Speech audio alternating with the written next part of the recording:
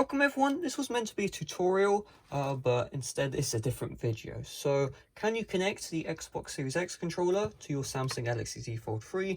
The answer is actually no. So, you can see I have my Xbox Series X controller in pairing mode. You can tell it is the Series X by the D-pad and the analog sticks, and you can notice that available devices, the controller doesn't show up. Now you'll be like, well, but it says Xbox wireless controller right here. This is my Xbox One controller.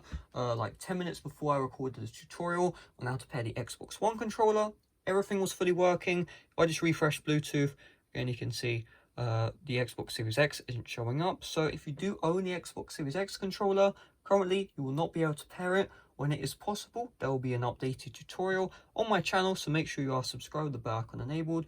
But at the moment, you can only pair the Xbox One controller, and I'm assuming the PS4. However, I haven't tested that yet. So, quick video, hopefully it helped you out. If it did, make sure to smash like, subscribe if you're brand new. See you guys later. Bye bye.